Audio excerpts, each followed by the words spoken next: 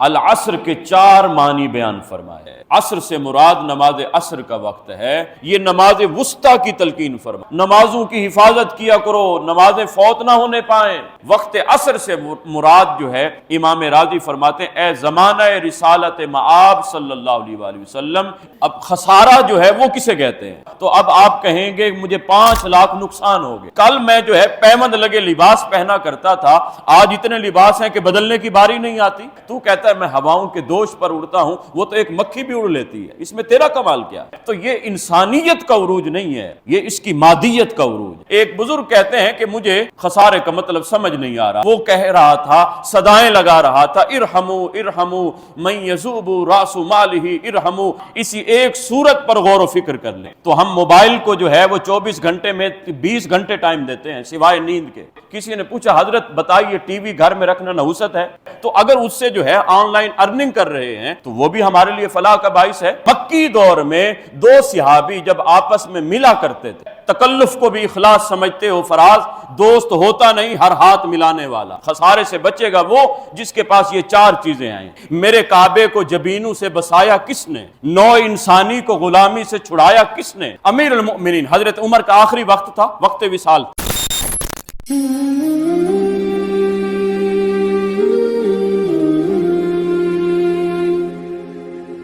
اللہ عز و جل نے فرمایا والعصر، قسم مجھے عصر کی، ان الانسان لفی خسر، کہ بے شک انسان خسارے میں ہے، انسان گھاٹے میں ہے۔ ذرا غور کیجئے گا، امام راضی نے العصر کے 4 معنی بیان فرمائے۔ یہ سب سے پہلے ہے واو اور اس کے بعد ہے العصر۔ واو قسمیہ ہے، یہاں پر اللہ عز و جل نے قسم اٹھائی، واو سے مراد قسم، فرمایا قسم العصر مجھے عصر کی۔ امام راضی فرماتے ہیں عصر کے 4 معنی۔ سب سے پہلے العصر کا مطلب ہے اے الدہر، یعنی مطلق زمانہ۔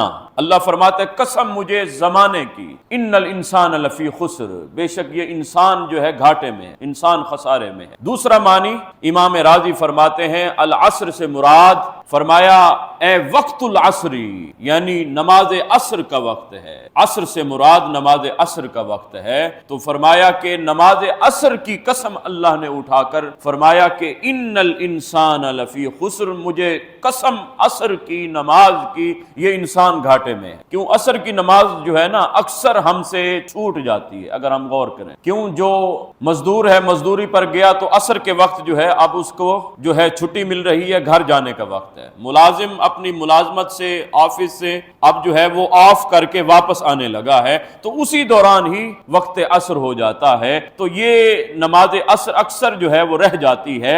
حافظوا علی الصلوات والصلاۃ الوسطیٰ، اللہ نے نمازوں کی تلقین اور جگہ بھی فرمائی، لیکن بالخصوص میرے رب نے یہ نماز وسطیٰ کی تلقین فرمائی۔ حافظوا علی الصلوات، فرمایا نمازوں کی حفاظت کیا کرو، نمازیں فوت نہ ہونے پائیں، رات کو سونے سے پہلے اپنے گریبان میں جھانک لیا کرو، 5 انگلیاں سلامت ہیں تو 5 نمازیں بھی پڑھی ہیں یا نہیں پڑھی؟ حافظوا علی الصلوات، فرمایا نمازوں کی حفاظت کرو، والصلاۃ الوسطیٰ، بالخصوص وسطیٰ نماز، فجر ظہر مغرب عشاء درمیان میں عصر ہے، تو یہ نماز وسطیٰ ہے۔ میرے رب نے فرمایا اس نماز کی حفاظت کرو، تو وقت عصر نماز عصر کی اللہ عز و جل نے قسم اٹھائی، فرمایا قسم مجھے نماز عصر کی، یہ انسان گھاٹے میں۔ تیسرا معنی امام راضی فرماتے ہیں عصر سے مراد ہر چیز کا سایہ اصلی جب 2 گنا ہو جائے، یعنی سورج جو ہے اب جو ہے سایہ اصلی سے 2 گنا ہو جائے، تو فرمایا وہ وقت جو ہے وہ وقت عصر ہوتا ہے، اس وقت نماز عصر کا وقت شروع ہو جاتا ہے۔ تو فرمایا اللہ عز و جل نے وہ وقت عصر کی جو ہے یعنی نماز عصر کا جو وقت ہے اس کی بھی قسم اٹھائی کہ قسم مجھے وقت عصر کی، یہ انسان جو ہے گھاٹے میں۔ چوتھا معنی جو ہے امام راضی فرماتے ہیں یہ خاص معنی ہے، وقت عصر سے مراد جو ہے امام راضی فرماتے ہیں اے زمانہ رسالت مآب صلی اللہ علیہ وآلہ وسلم، یعنی زمانہ خاص حضرت محمد مصطفیٰ علیہ الصلوۃ والسلام کے زمانے کی اللہ نے قسم اٹھائی، فرمایا قسم اے حبیب تیرے زمانے کی، تیرے زمانے کی قسم، ان الانسان لفی خسر، یہ انسان جو ہے یہ گھاٹے میں ہے، انسان خسارے خسارے میں۔ اب ذرا غور کیجئے، انسان تو مانتا ہی نہیں، آج کا انسان وہ کہتا ہے میں تو کوئی گھاٹے میں نہیں ہوں، میں تو کوئی خسارے میں نہیں۔ اب خسارہ جو ہے وہ کسے کہتے ہیں، اس کی بھی وضاحت ہونا ضروری ہے۔ ایک ہوتا ہے نقصان اور ایک ہوتا ہے خسارہ۔ نقصان کسے کہتے ہیں، کہیں انویسٹمنٹ کی تو پرافٹ آ رہا تھا 10 لاکھ، لیکن ایک مہینے جو ہے وہ 10 لاکھ کی بجائے جو ہے وہ 5 لاکھ پرافٹ آیا، تو اب آپ کہیں گے مجھے 5 لاکھ نقصان ہو گیا، یہ نہیں کہ 5 لاکھ کا خسارہ ہو گیا۔ یہ نقصان جو ہے یہ دراصل جو ہے نفع میں ہوتا ہے، نفع میں جو کچھ جو ہے وہ انسان کی کمی آئے اس کو کہتے ہیں نقصان ہوا ہے۔ خسارہ کسے کہتے ہیں، خسارہ جو ہے وہ اصل سرمایہ پر جو ہے وہ اس پر نقصان ہو جائے اس کو خسارہ کہتے ہیں۔ یعنی 10 لاکھ کی انویسٹمنٹ کی تھی تو اس میں تو نفع ہونا چاہیے تھا، نفع 1 لاکھ کا 2 لاکھ کا چلو ہو رہا ہے، لیکن 10 لاکھ کی انویسٹمنٹ کی بعد میں وہ 5 لاکھ جا بچا، تو اب کہیں گے کہ یہ اصل ہی سرمایہ میرا راس المال جو تھا وہ بھی ڈوبتا جا رہا ہے، یعنی یہ اب جو ہے یہ نقصان جو ہو رہا ہے اس کو خسارہ کہیں گے، اس کو گھاٹا کہیں گے۔ ایک بزرگ فرماتے ہیں مجھے خسارے کا معنی سمجھ نہیں آ رہا تھا کہ انسان خسارے میں کس طرح ہے۔ انسان تو کہتا ہے میں تو کل جو ہے وہ 14 صدی دور چلا جاؤں تو میں تو جھونپڑیوں میں رہا کرتا تھا، آج عالی شان محلات ہیں تو میں تو کوئی گھاٹے میں نہیں ہوں، میں تو اپنے آپ کو اپڈیٹ کرتا جا رہا ہوں، میں تو جدت کی طرف، میں ترقی کی طرف جا رہا ہوں، میں ترقی کے راستے پر گامزن ہوں، میں تو کوئی خسارے میں نہیں ہوں۔ کل میں جو ہے پیوند لگے لباس پہنا کرتا تھا، آج اتنے لباس ہیں کہ بدلنے کی باری نہیں آتی، تو میں تو کوئی خسارے میں نہیں ہوں۔ کل میں جو ہے پیدل سفر کیا کرتا تھا، آج ہوا کے دوش پر میں اڑتا ہوں تو میں تو کوئی خسارے میں نہیں۔ میں تو آج سمندر کی تہوں میں بہنے لگ جاتا ہوں، دوڑنے لگ جاتا ہوں، میں مکمل طور پر جو ہے اس کے نیچے اتر جاتا ہوں سمندر کی تہوں میں، تو میں تو خسارے میں نہیں۔ تو اللہ نے اس کا جواب دیا سمندر کی تہوں میں اگر تو جو ہے وہ غرق ہو جاتا ہے، اتر جاتا ہے، وہ تو ایک مچھلی بھی تیر لیتی ہے، تو اس میں تیرا کیا عروج ہے؟ اے انسان تجھے جو اشرف المخلوقات بنایا ہے، تو کہتا ہے میں ہواؤں کے دوش پر اڑتا ہوں، وہ تو ایک مکھی بھی اڑ لیتی ہے، اس میں تیرا کمال کیا؟ وہ تو پرندہ بھی اڑ لیتا ہے، وہ اپنے سہارے خود اڑ رہا ہے، تو اپنے سہارے تو نہیں نا، کسی اور کے سہارے اڑ رہا ہے، تو اپنا مرہون منت خود تو نہیں ہے نا، دوسرے کے مرہون منت ہے۔ تو فرمایا یہ تو عروج نہیں ہے نا، اور یہ عروج جو انسان کہانی سناتا ہے کہ میرے پیوند لگے لباس تھے، آج جو ہے اتنے لباس، آج جو ہے عالی شان محلات، آج کھانے پینے میں اتنا کچھ جو ہے انتخاب مشکل ہو جاتا ہے، تو یہ انسانیت کا عروج نہیں ہے، یہ اس کی مادیت کا عروج، اس کی انسانیت جو ہے وہ تو لٹتی جا رہی ہے نا۔ آج ہمسائے کی کوئی خبر نہیں رکھتا، آج بھائی کا گلا نہیں کاٹ رہا، آج جو ہے باپ سے جب تنازع ہو جائے تو باپ اپنی اولاد کو وراثت سے لا تعلق کر دیتا ہے، اور اولاد کا جب حق چلتا ہے تو وہ اپنے والدین کو اڑا دیتی ہیں، تو یہ انسانیت جو ہے وہ لٹتی جا رہی ہے۔ میرے رب نے اسی کی طرف اشارہ فرمایا ان الانسان لفی خسر، قسم مجھے زمانہ رسالت مآب حضرت محمد مصطفیٰ علیہ الصلوۃ والسلام کے زمانے کی قسم، یہ انسان گھاٹے میں ہے، نقصان میں ہے، خسارے میں ہے۔ ایک بزرگ کہتے ہیں کہ مجھے خسارے کا مطلب سمجھ نہیں آ رہا تھا۔ ایک دن میں جو ہے بغداد کے شہر میں نکلا، دوپہر کا وقت تھا، میں کیا دیکھتا ہوں ایک شخص ہے، اس نے نا لکڑی کا پھٹا لگایا ہوا ہے اور اس پر وہ پھٹے پر جو ہے وہ برف رکھ کے برف بیچ رہا ہے۔ اب مجھے بتائیے برف کیسا سرمایہ ہے، برف جو ہے یہ کیسی انویسٹمنٹ ہے کہ اگر انسان جو ہے برف جو ہے وہ وقت پر اگر گاہک نہ آئے تو نفع تو بعد کی بات ہے، جو کچھ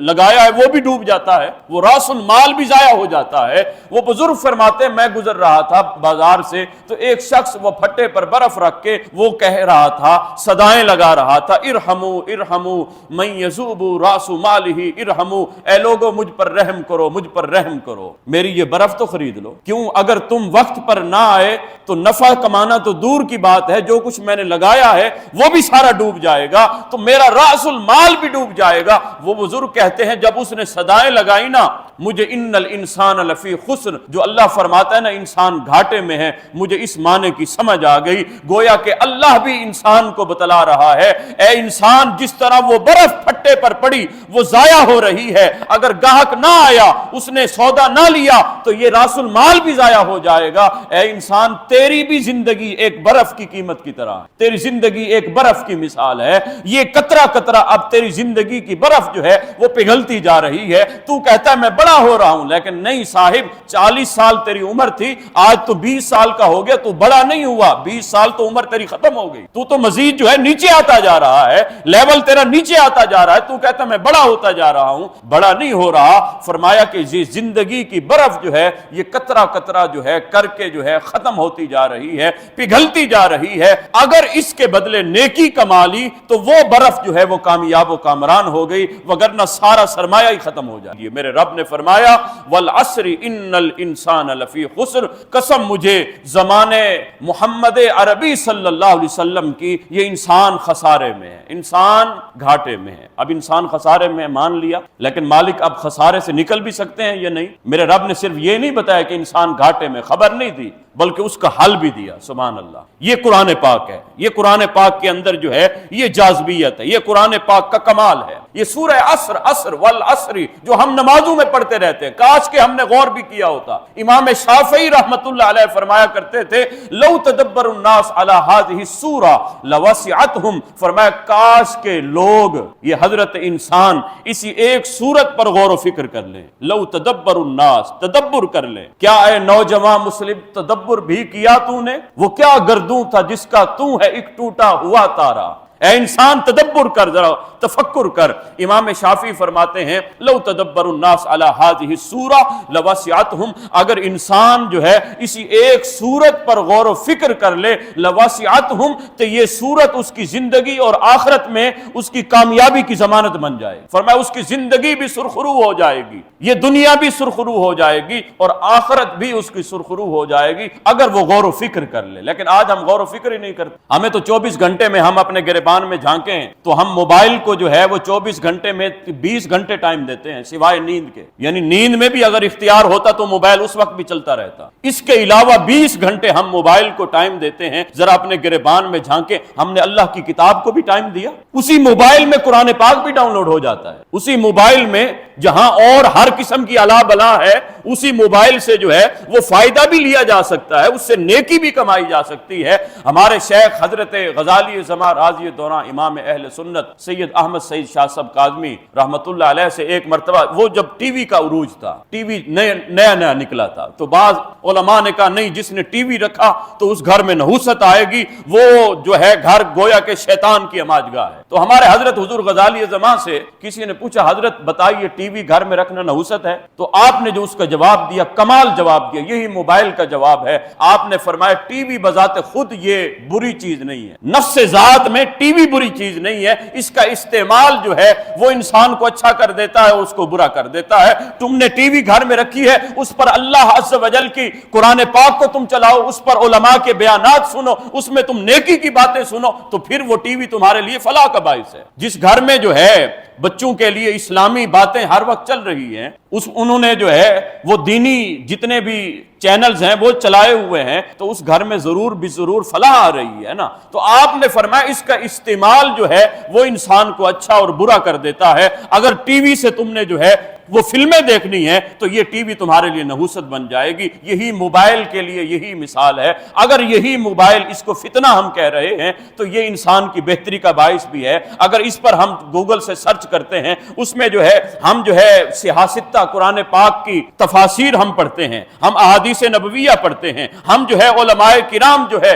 وہ حق پر جو علماء ہیں ان کے بیانات اگر ہم سنتے ہیں، تو یہ موبائل ہمارے لیے فلاح کا باعث ہے۔ اگر ہم اس سے جو ہے وہ انویسٹمنٹ کر رہے ہیں، اگر ہم جو ہے جس طرح آج آن لائن ڈیجیٹل جو ہے سارا ایک گلوبل جو سسٹم بن گیا ہے، تو اگر اس سے جو ہے آن لائن ارننگ کر رہے ہیں تو وہ بھی ہمارے لیے فلاح کا باعث ہے، رزق حلال کا ذریعہ ہے، تو وہ بھی ٹھیک ہے ہمارے لیے۔ تو لہٰذا نفس ذات میں یہ چیزیں بری نہیں ہیں۔ انٹرنیٹ کا استعمال جو ہے وہ انسان کو اچھا اور برا کر دیتا ہے۔ تو حضرات ذی وقار، میرے رب نے فرمایا ان الانسان لفی خسر، سورہ عصر کی میں افادیت بیان کر رہا تھا۔ امام شافعی فرماتے ہیں کاش کہ لوگ اسی ایک سورت پر غور و فکر کر لیں، یہ دنیا اور آخرت میں کامیابی کی ضمانت ہو جائے گی۔ اور امام طبرانی فرماتے ہیں مکی دور میں، کون سا دور ہے؟ مکی دور، ابھی ہجرت نہیں کی، ابھی میرے آقا حضرت محمد مصطفیٰ علیہ الصلوۃ والسلام کو ہجرت کرنے کا حکم نہیں ملا، ابھی میرے آقا مکۃ المکرمہ۔ مکی دور میں دو صحابی جب آپس میں ملا کرتے تھے، آپس میں ملاقات کرتے تھے، جس طرح آج ہم ملاقات کرتے ہیں. آج ہم ملاقات کرنے کا طریقہ کیا ہے؟ ایسے سلام دے دیتے ہیں,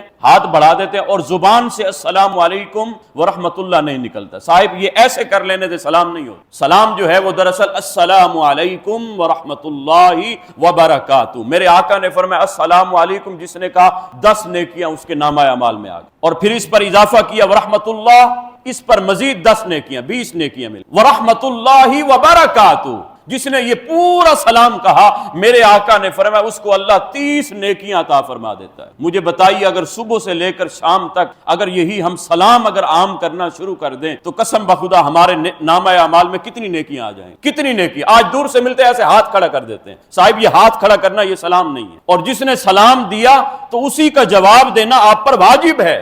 آپ پر واجب ہے, جس طرح اس نے سلام کہا ہے آپ پر اسی طرح سلام کا جواب دینا وہ بھی واجب ہے. اور سلام کا مطلب کیا ہے کہ اے میرے بھائی میں اپنی طرف سے تجھے سلامتی کی ضمانت دیتا ہوں. یہ نہیں کہ آج اوپر سے تو سلام نیچے سے جڑیں کاٹی جا رہی. تم جو ہے تکلف کو بھی اخلاص سمجھتے ہو. فراز دوست ہوتا نہیں ہر ہاتھ ملانے والا. آج اوپر سے سلام نیچے سے جڑیں کاٹی جا رہی ہے تو یہ سلام نہیں, یہ منافقت ہے. یہ تحیت المسلم کیا ہے کہ مسلمان اپنی طرف سے دوسرے مسلمان کو گارنٹی دیتا ہے اے میرے مسلمان بھائی آج سے میری طرف سے نہ تیری ذات کو نہ تیرے گھر کو نہ تیری عزت کو کوئی حرج نہیں آئے گا. میں تیرے اوپر ہمیشہ سلامتی کا باعث بنوں گا. میری طرف سے تجھے جو ہے وہ کوئی تکلیف نہیں پہنچے گی. اور مسلمان کی تعریف ہی یہی ہے. مسلمان کی تعریف کیا ہے؟ اگر آپ سے کوئی پوچھے مسلمان کسے کہتے ہیں تو میرے آقا کا فرمان سنائیے المسلم من سلم المسلمون من لسانہ ویدہ.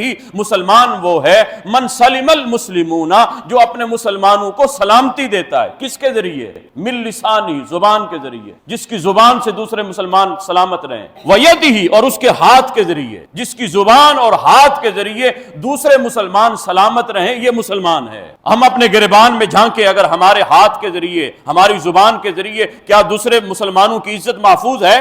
کیا ان کو سلامتی ملی ہوئی ہے؟ کیا ہم نے ان کو جو ہے مکمل طور پر پروٹیکٹ دیا ہوا ہے؟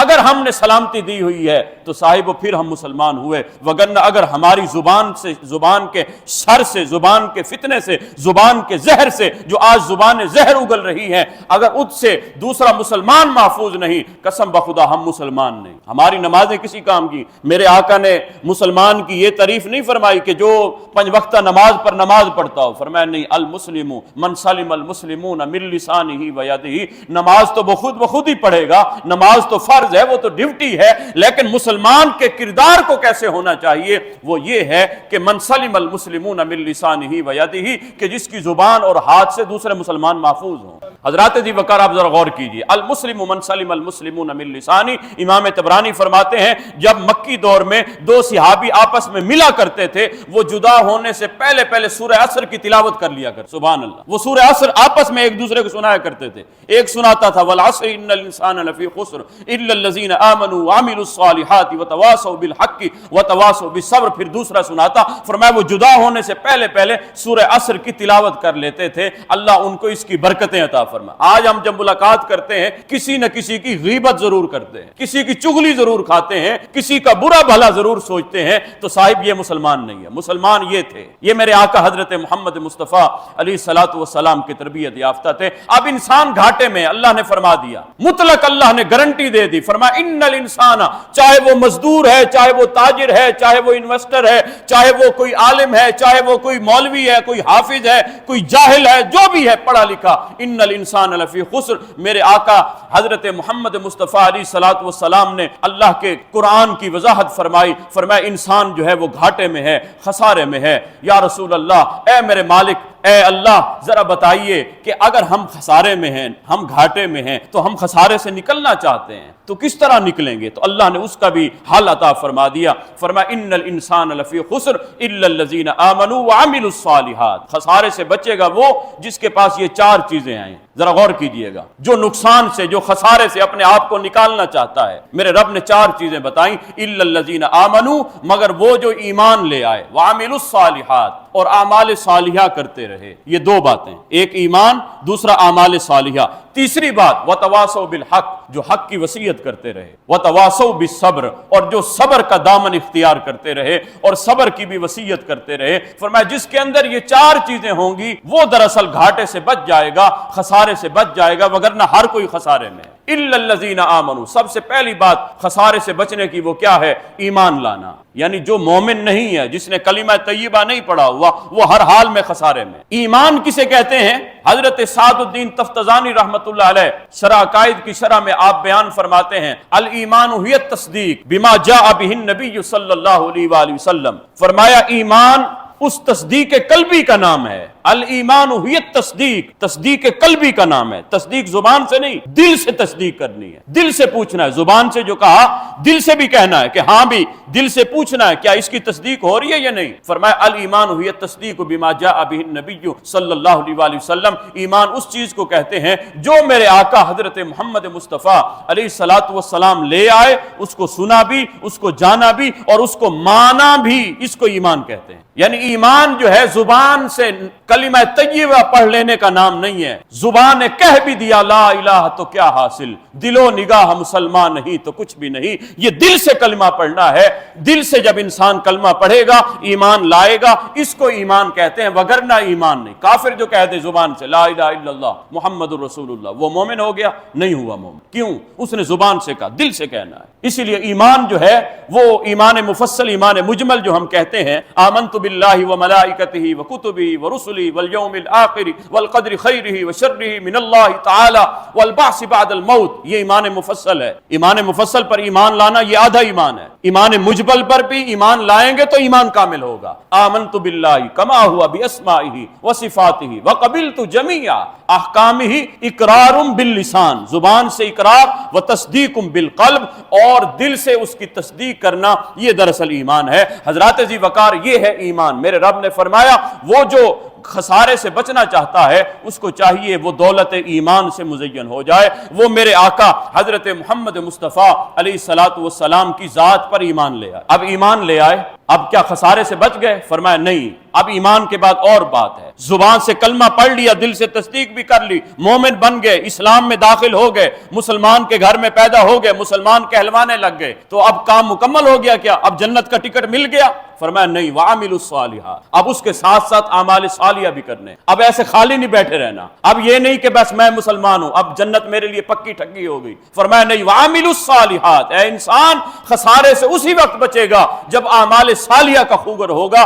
اعمال صالحہ کسے کہتے ہیں؟ ہر نیک چیز جس سے اللہ عز و جل کا قرب حاصل ہو، ہر وہ نعمت، ہر وہ نیکی، ہر وہ عمل جس سے اللہ کا قرب حاصل ہو، اس کو اعمال صالحہ کہتے ہیں. وہ نماز بھی ہے، وہ روزہ، حج، زکوٰۃ، وہ صوم و صلاۃ، وہ حقوق العباد، اللہ کی مخلوق کی خدمت کرنا، یہ اچھائیوں کے کام کرنا، نیکی کا پیغام عام کرنا، یہ اس کو اعمال صالحہ کہتے ہیں. تو حضرات ذی وقار صرف اور صرف مومن اپنے آپ کو کہلوانے سے کام مکمل نہیں ہوا، بلکہ اس کے ساتھ ساتھ اللہ نے فرمایا وعاملوا الصالحات، ایمان بھی لاؤ اور اعمال صالحہ بھی کرو. یہ دو چیزیں آ گئی. یہ دو چیزیں اپنی ذات کے ساتھ ہیں. اب اگلی دو چیزیں جو ہیں وہ اب لوگوں کے ساتھ ہیں. اب یہ اللہ کی مخلوق کے ساتھ ہے. مومن یہ نہیں کہ جو اپنے آپ کو سنوار رہا ہے، میں خود 5 وقتہ نمازی بن گیا ہوں تو اب زندگی سنور گئی. فرمایا نہیں. اپنی فکر اگر کی ہے تو دوسرے مسلمان کی بھی فکر کر.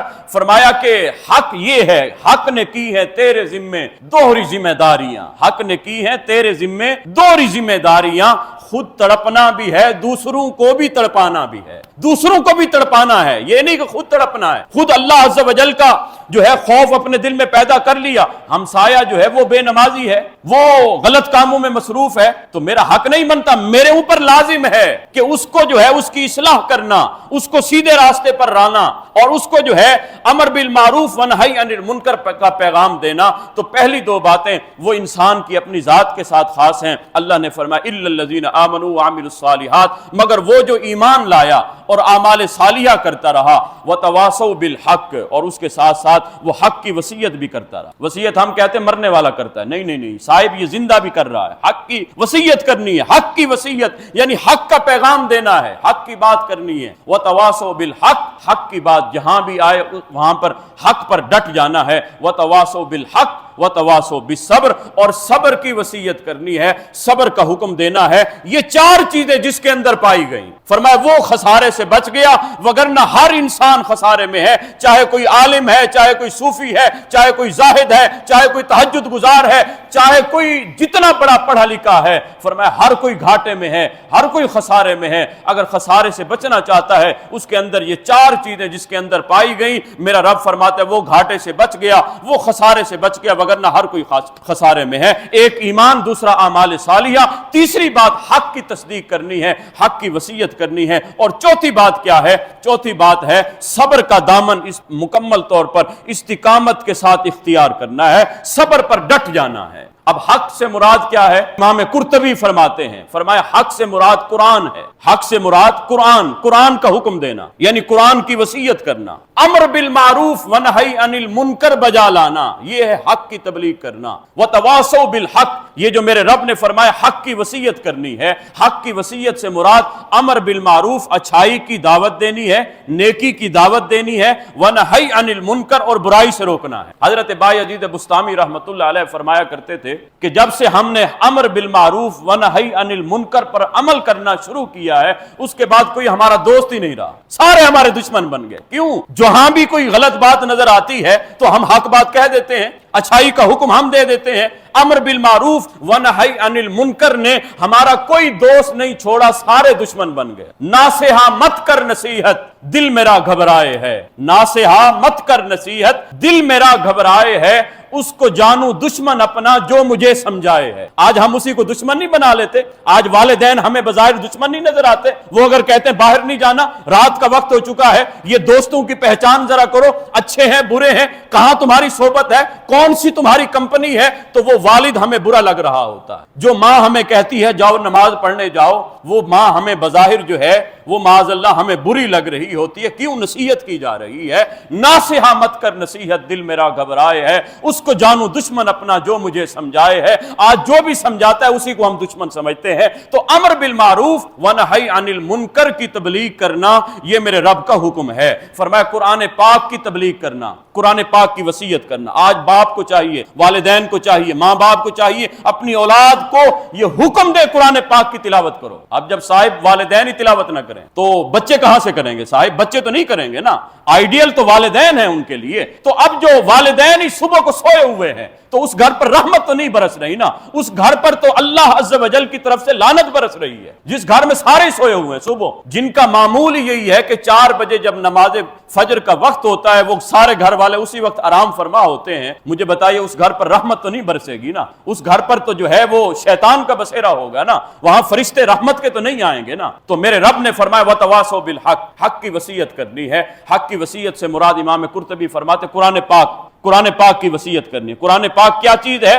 میرے آقا حضرت محمد مصطفیٰ علیہ الصلوۃ والسلام نے فرمائے، حضرت علی المرتضی راوی ہیں، ترمذی شریف کی روایت ہیں، حضرت علی فرماتے ہیں حضور قرب قیامت کے فتنوں کے بارے میں بیان کر رہے کہ قرب قیامت میں، قیامت کے نزدیک یہ فتنے نمودار ہوں۔ تو حضرت علی المرتضی اور دیگر صحابہ نے عرض کی یا رسول اللہ اگر ہم وہ فتنہ پائیں تو اپنے آپ کو کس طرح بچا پائیں گے؟ یا رسول اللہ اگر وہ فتنے قیامت کے ہم بھی پائیں، حالانکہ انہیں پتا تھا قیامت ہم سے پہلے آ جائے گی، 1400 سال پہلے کی بات ہے صاحب، میرے آقا اس وقت بیان کر رہے ہیں، لیکن یہ صحابہ کا تقویٰ تھا، یہ خوف خدا تھا، یہ دین کا جذبہ تھا۔ یا رسول اللہ اگر ہم قیامت کو پائیں، وہ فتنے بھی آئیں، تو اپنے آپ کو فتنوں سے کیسے محفوظ رکھیں گے؟ تو میرے آقا نے فرمایا اے علی، جو قرآن کے دامن سے اپنے آپ کو جوڑ لے گا، جو قرآن سے جڑ جائے گا، جو قرآن سے وابستہ ہو جائے گا، میرے آقا فرماتے ہیں وہ جو ہے وہ اس فتنوں سے بچ جائے گا، وگرنہ وہ فتنے میں ہلاک اور برباد ہو جائے گا جو اس وقت قرآن سے دور رہا۔ آج ہم قرآن سے دور ہو گئے۔ اقبال نے اس پر کمال کی جو ہے گرفت فرمائی،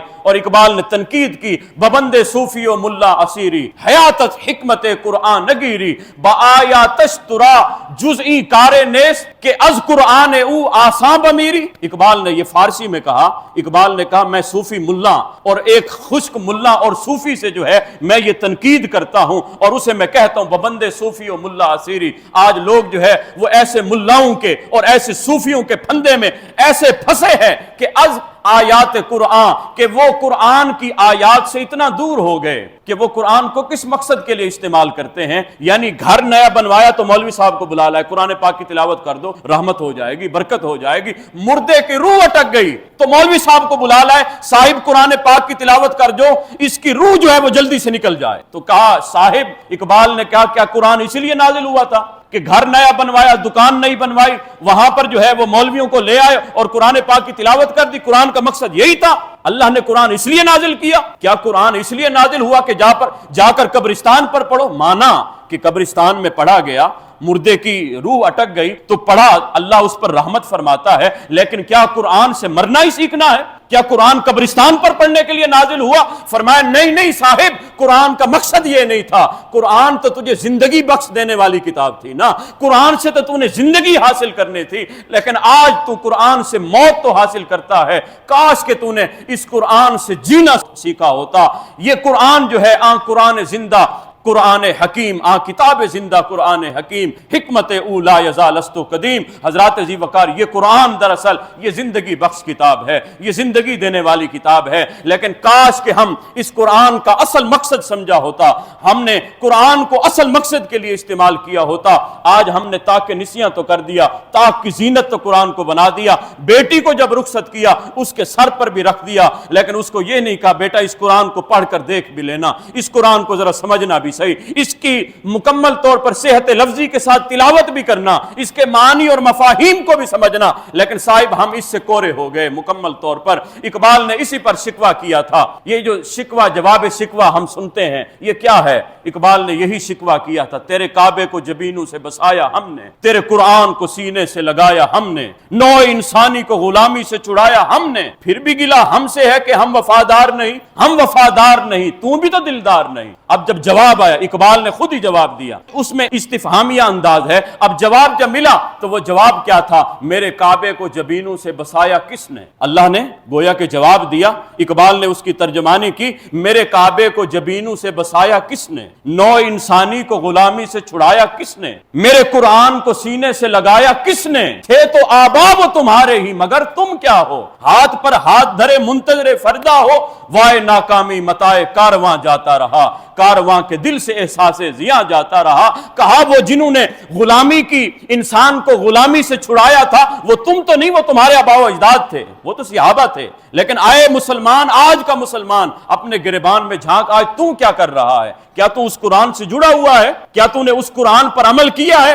فرمایا نہیں، وائے ناکامی، تیرے صوفے ہیں فرنگی، تیرے کالی ہیں ایرانی، خون کے آنسو رلاتی ہے جوانوں کی تن آسانی، ہر کوئی مستے مئے ذوق تن آسانی ہے، تم مسلمان ہو یہ انداز مسلمانی ہے، حیدری فقر ہے نئے دولت عثمانی ہے، تم کو آبا کو کیا نسبت روحانی ہے، وہ معزز تھے زمانے میں مسلمان ہو کر اور تم خار ہوئے تارک قرآن ہو کر۔ آج اگر ہم اپنے گریبان میں جھانکے صاحبان ذی وقار، قسم بخدا ہمیں قرآن سے دوری حاصل ہو گئی، ہم قرآن سے مکمل طور پر دور ہو گئے، قرآن سے ہم کٹ گئے۔